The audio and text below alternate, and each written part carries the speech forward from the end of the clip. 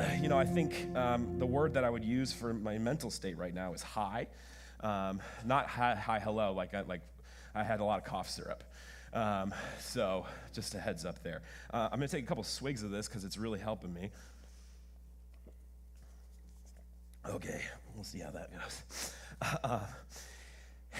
If you're new here, my name's Josh. I'm the teaching pastor here, and if you know me, you know that I'm the father of 5 kids, and which is a lot. And there's actually 4 of them are 3 and under. So pray for me, mostly that the darkness wouldn't take over. I'm just kidding. If you know me, one of the best things in my life are my kids, and I'm at this juncture as a father where my oldest has now gone to kindergarten, and it's a bit crazy. And part of my job that I just love is I get to take her to kindergarten, and I get to pick her up when she's done. I get that little extra time with her. And because I'm a father, and because specifically because I'm a Christian, I think it's one of my jobs is to give her a sense of who she is to tell her what her identity is, because we live in a world that tries to tell you who you are, and to tell you that you need to look this way, and you need to do your makeup this way, and your hair needs to look like this, because if you do that, then you're something else, then you're what you're supposed to be. And so for me, one of the things that I value is kind of downloading or uploading into her what her identity is now, so that later she's got something to fight against, she's got some tools. And so every morning we pull up to the school, and we go through this ritual. I say, honey, I love you. I love you. And she, yeah, whatever, Dad. And I say, Jesus loves you. Okay. And I say, every morning I tell her she's good, strong, and brave, because I want her to know those things. Because when the world tells her she's got to look like this, or she's got to do X, Y, and Z to be whatever, I want her to have a basis to say no from. She's going to know who she is. And I love getting that moment with her. But she's kind of sick. She's 6 right now. She's not kind of 6. She is 6. And she every morning it kind of goes like this. I say, "You're good, strong, and brave, honey." And she's like, "Okay, thanks, whatever." Okay. I think, okay, maybe this is going to matter more when you're 16, but I'm just going to keep doing it. But lately she's been doing this thing where she gets out of the car, and she'll walk around the front of the car, get to the sidewalk, and she's been doing this thing where she'll stop, and she turns around back to me, which immediately gets my heart fluttering, because I don't know if you've seen her, but she's stunning. She's got this bright red hair and these hazel eyes, and she's got a no-tooth smile right now because she lost all her teeth at the same dang time. She can't eat anything. I feel so bad for her. But she looks at me with this smile on her face, and she's been doing this thing all this week. She just throws a little heart up to me. She was like this, right? I'm telling you, the first time she did it, full on tears, man. I'm just like, oh my God, she loves me so much, I'm like the blubbering mess in my car trying to navigate traffic, like, my daughter is so great. And I was thinking about this week, because she's been doing it every day. I was thinking about this, that some mornings, some mornings, that little message that she sends me, the little heart, she throws up a heart. Sometimes the message that she sends me in the morning it means more to me than the message I'm trying to send to her in the morning, I'm like, hey, well, Jesus loves you, you're good, strong, brave, whatever, Dad. And she's all like, boom, and I'm like, ah, it means more to me. And I was thinking this week, just how powerful messages can be, right? I'm not telling you anything new, you know this, that sometimes the right message from the right person at the right time has the power to change your mood, and not just your mood, but maybe change your day. And even if it happens at the exact right time, or the right message from the right person has the ability to just change your life. You think about the first time that you heard about Jesus. That was a message from the right person at the right time. It had the ability to change your life. And messages have this power. They can build us up, or I'm sure you've received a message that also tore you down. Maybe you're here this morning and you received a message, early on, whether it was from a 4th grade teacher or a flag football coach or one of your parents, and you received a message that just kind of dominates your mental landscape. And as you go through life, you think, I'm just a disappointment again. I'm worthless again. You think, oh, I can't, I'm a failure again.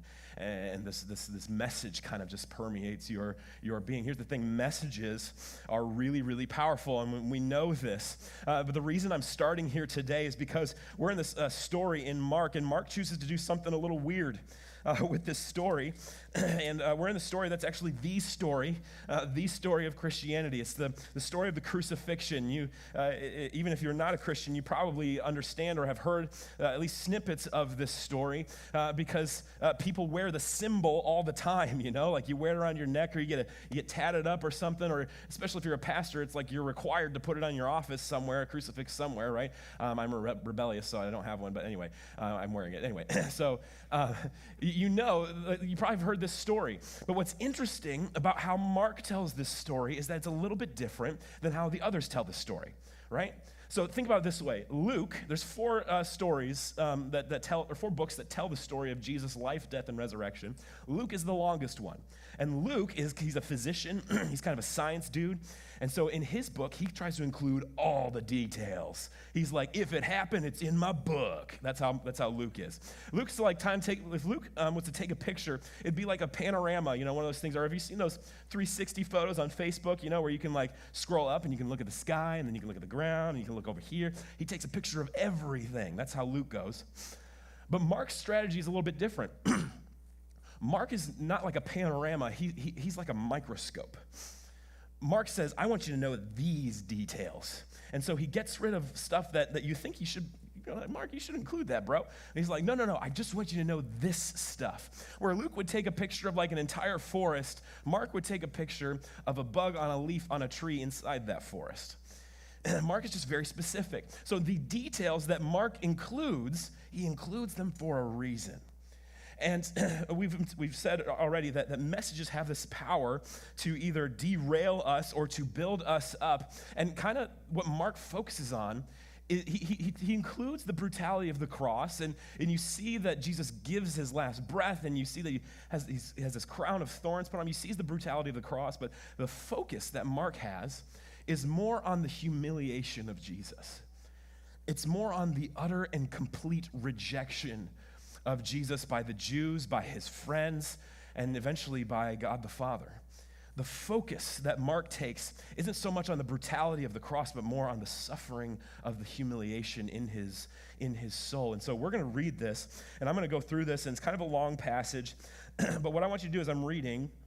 Pay attention to all the times that Jesus is humiliated or reviled or mocked or scorned. I think if we see this, if we kind of get this in our brains, when we start to read it, you'll start to see the pattern going on here. So I'm going to read this. This is from Mark chapter 15, verse 16. Remember last week, he's coming before Pilate, and Pilate is deciding what to do with him, and they're in this room in the palace, and that's where this story picks up. And the soldiers led him away inside the palace, that is the governor's headquarters, and they called together the whole battalion. This is kind of interesting. A battalion back then was about 600 men. And so you've probably seen the movies of the crucifixion or the plays or something, and there's always this scene where Jesus is carrying the cross in the street, and I always think it's interesting. There's always like four guys, and they're just like, come on, Jesus, keep going. And there's like four guys with him. No, what Mark says is they called together the whole battalion. There's 600 people there. And the reason for that is because Jerusalem is swollen right now with people. It's the Passover time, and the Jews would come to Jerusalem to celebrate this. And so there is so many more people in Jerusalem than normal. And a lot of these people like Jesus. And a lot of these people hate Jesus. And so they called together the whole battalion to prevent a riot from just breaking out in the whole town, the whole city. Verse 17, and they clothed him in a purple cloak, and twisting together a crown of thorns, they put it on him, and they began to salute him, "Hail, King of the Jews!" And they were striking his head with a reed and spitting on him and kneeling down in homage to him. And when they had mocked him, they stripped him of the purple cloak and put his own clothes on him, and they led him out to crucify him.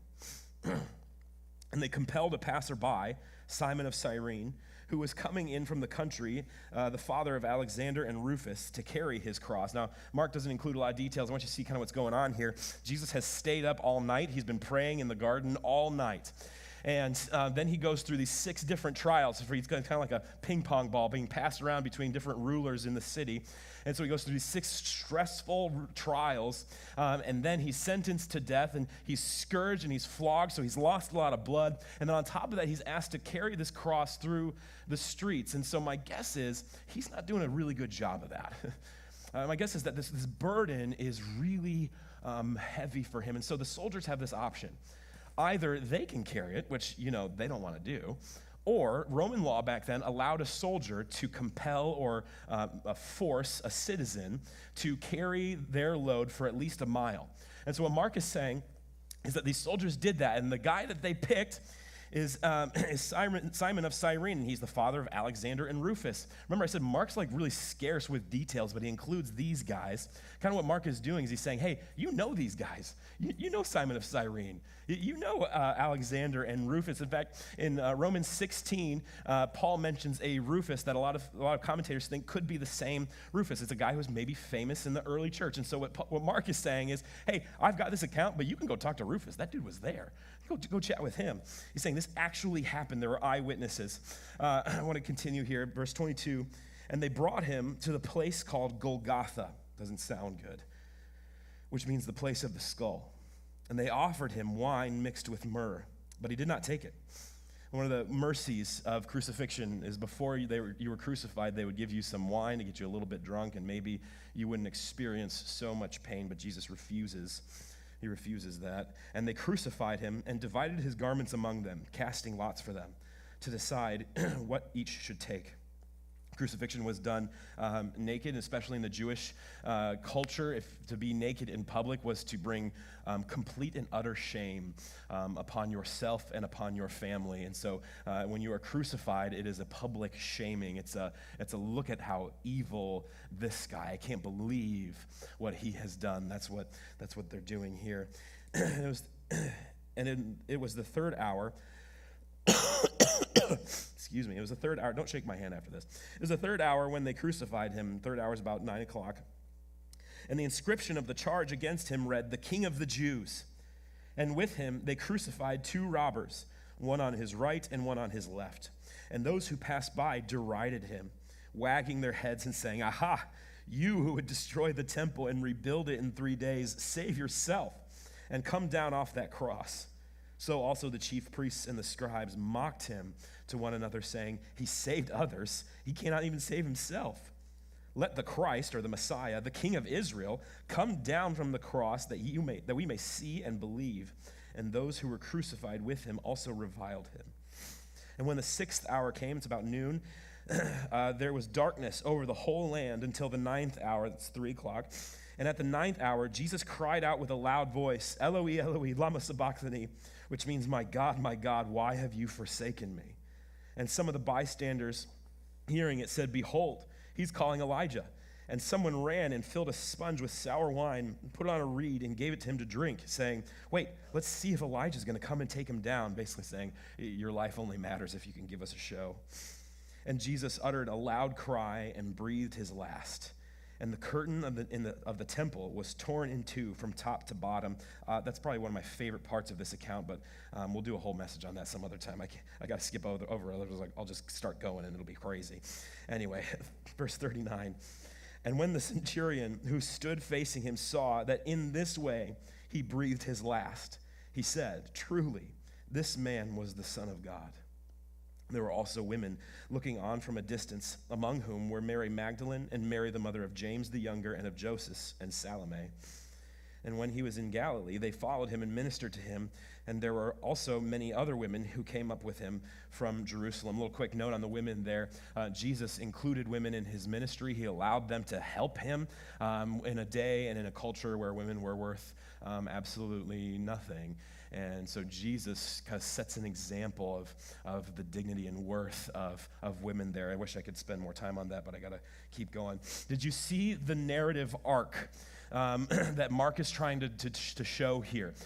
Actually, if you read it, if you listened closely, you probably could have told or been able to tell that the mocking actually it follows a sort of crescendo. It builds upon itself. It builds and builds until finally it reaches this climax. First, Jesus is mocked in private in the battalion, and so there's soldiers there, and they're waiting for all the other soldiers to come and put all their gear on. And while they're waiting, they dress him in a purple robe and they mock him there. And then the mocking moves from private to public. He's out in the town or in the city, and he's being crucified naked. And then everybody, more people join in the mocking. They say he saved others. He can't even save himself. And then finally, not finally, but the next thing is that the religious leaders, the ones whose opinion had the most weight, counted the most, they mock him. And then even the guys who are getting crucified mock him, the ones who have no ground to stand on to mock somebody, but even they mock him. But then it follows this crescendo and it reaches its climax where even God rejects him. He says, my God, why have you forsaken me? And you have to see what Mark is doing. He's plotting this course that the mocking grows and it gets worse and worse, and the rejection and the humiliation that Jesus suffered is exactly what Mark is trying to bring out of this. And so here's what I want to do with the rest of our time today. I want to show us, or I want to see how the mocking reveals something about our own hearts. It reveals something about our own hearts. I want to show how the mocking reveals something about his heart, and we'll look at how the mocking reveals how we can change our hearts. So our heart, his heart, and how we can change our hearts. Let's pick this up in verse 17. I want you to see how they're mocking him. That's kind of interesting. Think about it. Jesus is crucified with two other people, but he's the only one who's being mocked. Like, what's going on here? Look at how they're crucifying. This is verse 17. And they clothed him in a purple cloak, and twisting together a crown of thorns, they put it on him, and they began to salute him. Hail, King of the Jews! And they were striking his head with a reed and spitting on him and kneeling down in homage to him. I want you to see that they're mocking Jesus like he's a king. And what's kind of interesting about that is if you're reading that today and you're like, what? Why? Like the purple robe was a symbol of royalty. Only people who were rulers would wear the purple. And then they twist together this crown of thorns and they put it on him. And then when it says they kneel down in homage to him, it's the same Greek phrase as the Greeks would write about people appearing before Caesar, and they would pay homage to Caesar. You have to see that they're mocking him as a king. But Mark's trying to get you to ask the question, like, why? And here's the answer. It's because Jesus claimed to be a king. And he didn't just claim to be a king, he claimed to be the king of kings, the king above all other kings. And he claimed to be bringing in a kingdom that would be a better rule and reign than any other reign that had ever happened in history. He claimed to be the king, bring in the kingdom, but he didn't just stop there. He also claimed to be God. And this is kind of amazing about Jesus. I want to show you this passage in John. This is probably my favorite back and forth that Jesus has with the Pharisees. There's a your mama joke in there and stuff. It's pretty funny. It's not funny, but it's cool. Anyway, John chapter 8 says this. Jesus said to them, "Truly, truly, I say to you, before Abraham was, I am." So they picked up stones to throw at him, but Jesus hid himself and went out of the temple.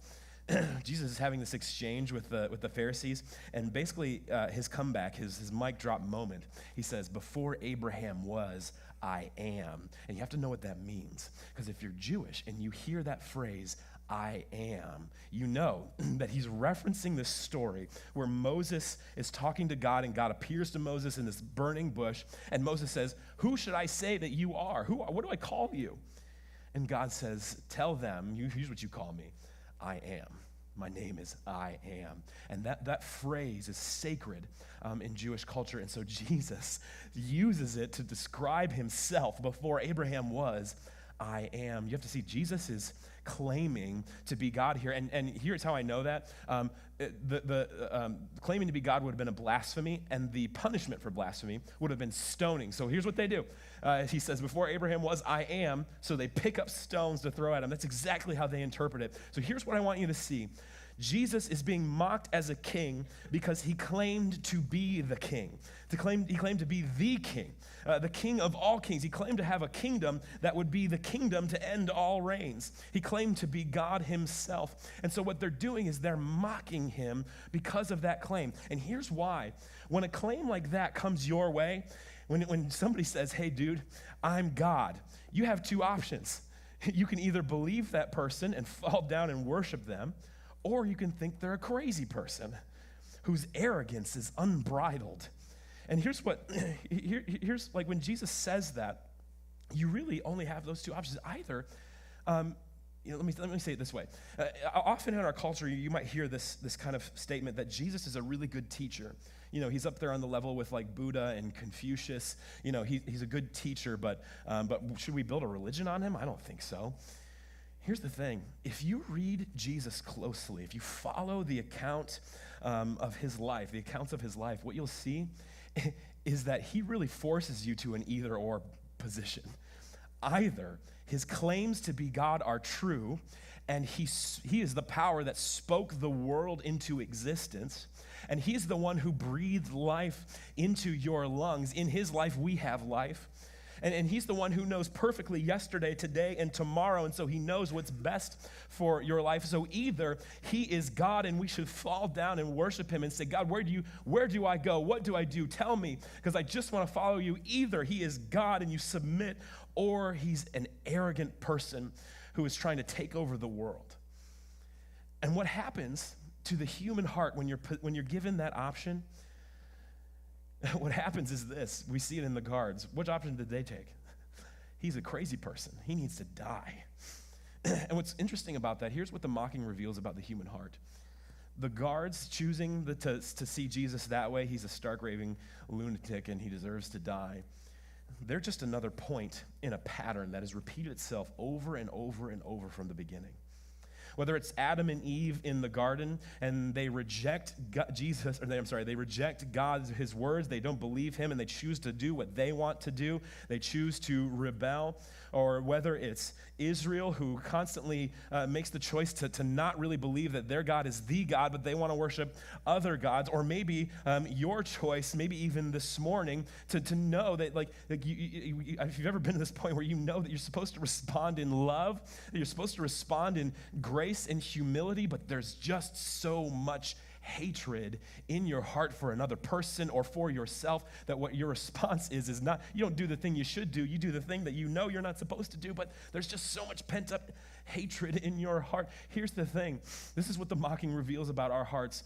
Humans have this pattern where over and over we choose to take Jesus not as God, but as somebody who doesn't matter, somebody who's crazy.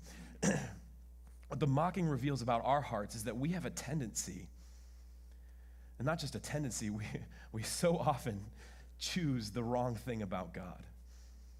I don't want to leave us there, and thankfully that's just the first point. It gets better, I promise. I want to show you, that's what the mocking reveals about our hearts. I want to show you what the mocking reveals about his heart.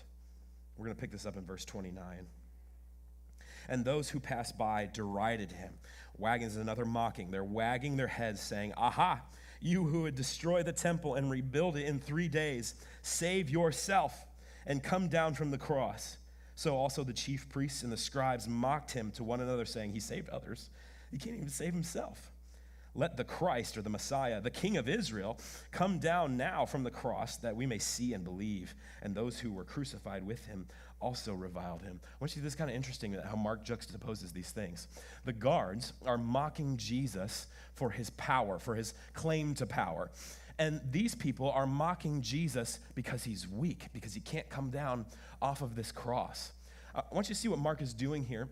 Mark is trying to get us to see that there's a difference here, and he's trying to get us to see that the chief priests and the scribes, they notice this irony, that Jesus saved people, that he fed 5,000, that he raised a guy from the dead, that he spoke, and the wind and the waves listened to him, and they see this irony that that's who he is, but here he is dying on this cross. He can't even save himself. But Mark is saying that in itself is ironic, that they would point that out. Because here's the truth. What Jesus was doing in staying on the cross, in bearing the weight of the humiliation and the mocking, in bearing the weight of our sin was he was doing the most powerful thing God has ever done, and that is saving human hearts. He was in the process of reversing the reign and rule of evil in this world. And he was doing the most powerful thing where they say, look at how weak he is. Mark is saying, look at how strong he is, that he stayed. We're going to look at, I could probably do like a whole series on what this act alone says about his heart. But I want to focus on just one thing. I want you to see that Jesus has a heart for weakness. He has a heart for weakness. Let me put this a different way. This is from Paul in 2 Corinthians. Paul says this, but he said to me, that's God. God said to Paul, my grace is sufficient for you, for my power is made perfect in weakness. My power is made perfect in weakness. Therefore, I will boast all the more gladly of my weaknesses, so that the power of Christ may rest upon me. This is kind of a crazy statement that Paul is saying. Paul's saying, God told me that he said that his power is made perfect in weakness. Now, to understand that, you have to understand how the Greeks saw perfection. In the Greek way of thinking, perfection is completeness, it's wholeness, you're finished, you're done being worked on, and so you've reached a state of perfection. And so what God is saying to Paul is that his power is made complete in weakness. Now think about this for a second.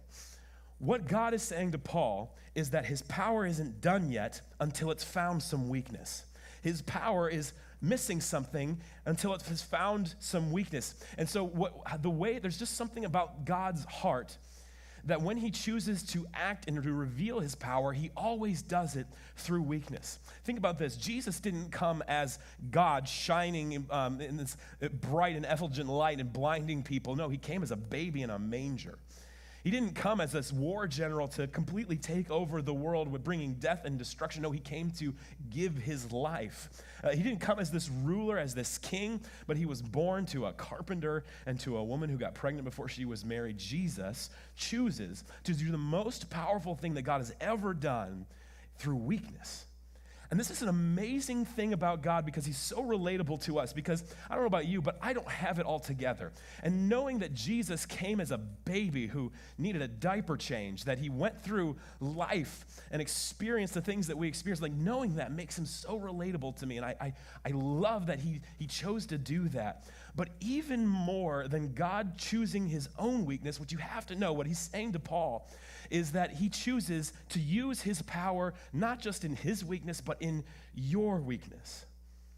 And here's what this means for us. I don't know if you're here today, and maybe you've just been trying to do the right thing in life over and over. You're just trying to do what you should do, and for some reason, it always comes back to bite you in the butt. Or maybe you're here and you are coming off of a long string of failure after failure after failure, whether that's a business venture or relationships or courses that you're studying. You just, for some reason in your life, you have just failed over and over. What you gotta know is that something happens in the heart of God when he sees that. He knows here is an opportunity for his power to be complete. When he sees that heart that is broken and shattered, when you're lying on your bed and you're just full of tears because somebody broke your heart, or maybe your kid just can't seem to get it right in your life, in their life, or maybe somebody left you, or maybe somebody rejected you. When your heart is at the lowest, at the weakest that it's ever been, something happens in the heart of God where he decides that that is exactly where he wants to meet you. Amen? Has anybody ever experienced this before, where you were at the end of your rope and God was there? And he wasn't just there, but he was there in power.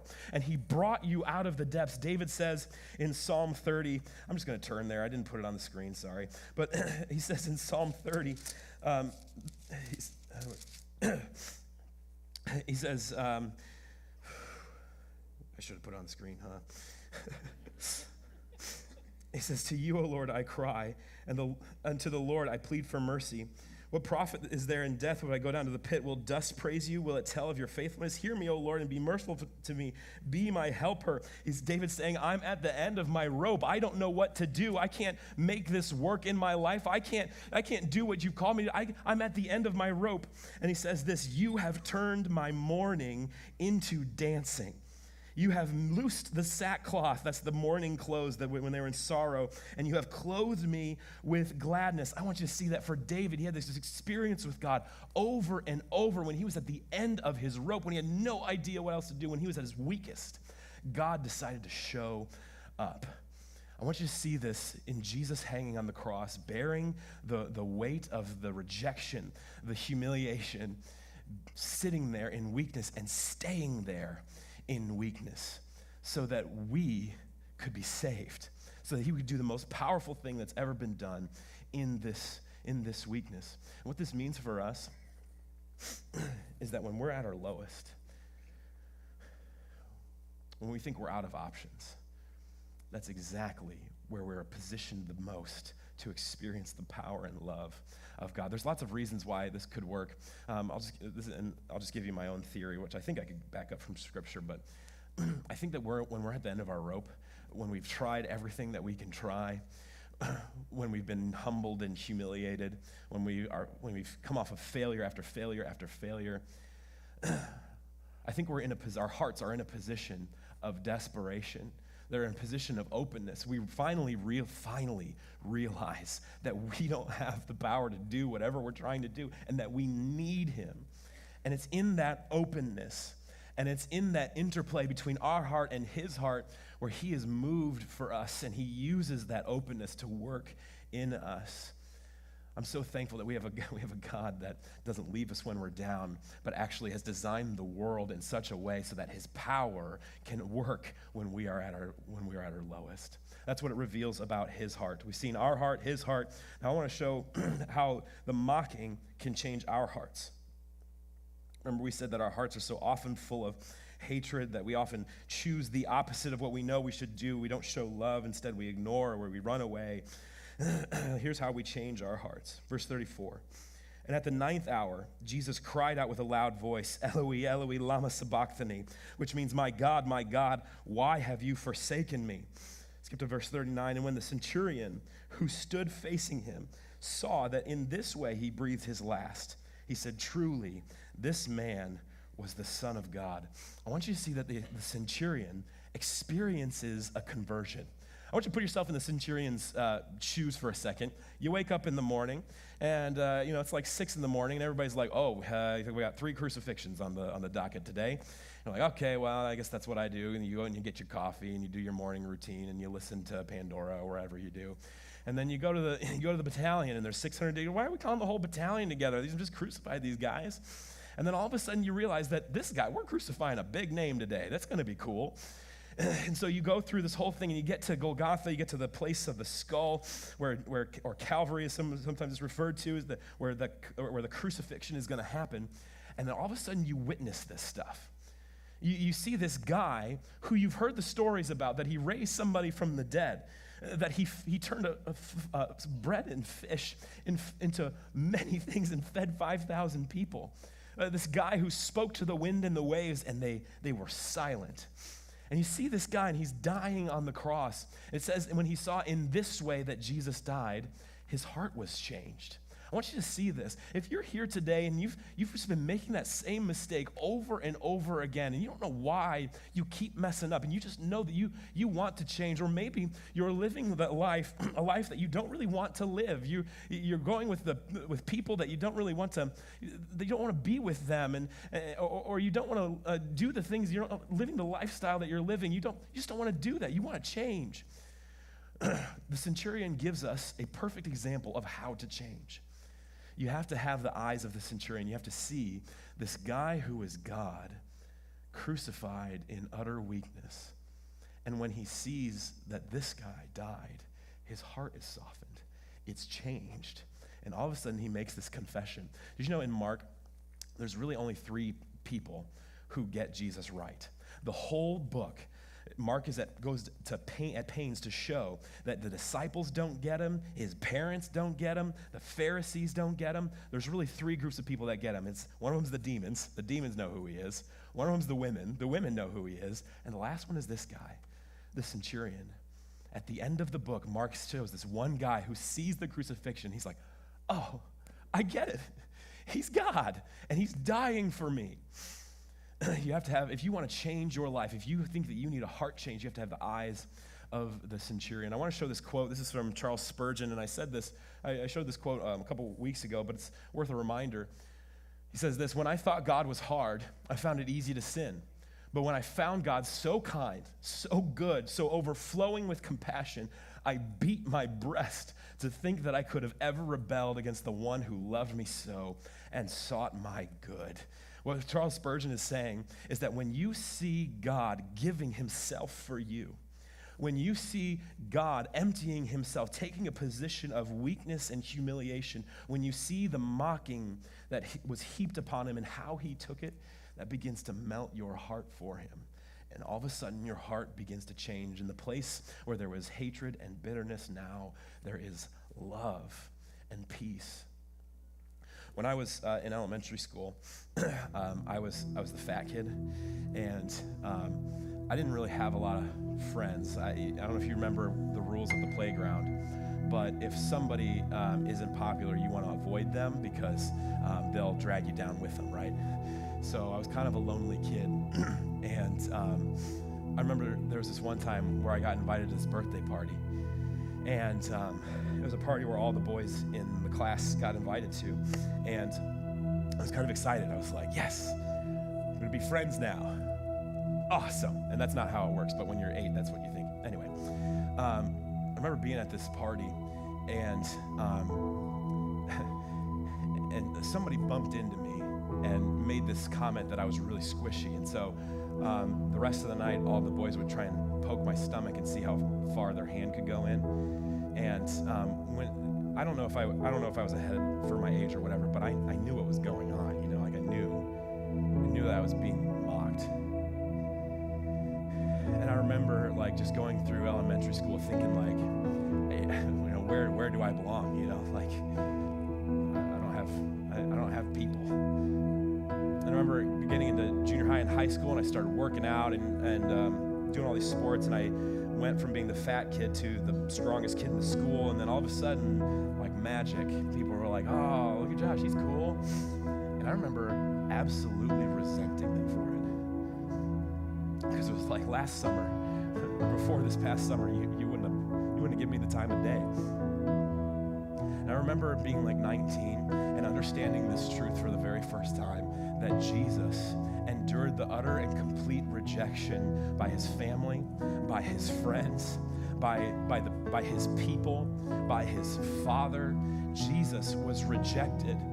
And I remember coming to this point where I was just like, Jesus, you know my heart, you know my experience, you've been through this too. And as I realized that, my heart began to soften towards him, and all of a sudden I wanted to follow him because I knew that he had willingly put himself through what I had been through. And I call that like, it was one of my first conversion experiences, but I had a second one. And the second one was this: when I realized that he wasn't just rejected so that I could be accepted, he was rejected so that the people who rejected me could be accepted as well. And in that moment, my heart didn't just soften for him, it softened for them.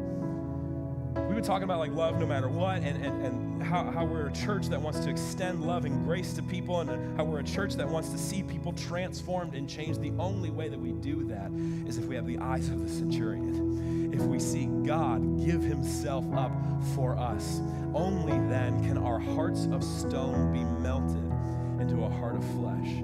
Only then can the Spirit whisper his grace and his love to your soul so that you can give it to somebody else. I've chosen this next song intentionally. I don't know about you, but Jesus dying for me is pretty cool, and kind of puts me in a celebratory mood. And I know I'm kind of ending on a down note, but this next song is kind of celebratory. And so what I want to do is, if your life has been changed, if you met Jesus and you realize that his love is better than anything you've been pursuing in your life ever, if you had this experience where you just didn't know what to do, but God showed up, if you've had an experience where God's power was made perfect in your weakness, what I want to invite you to do is go ahead and stand up.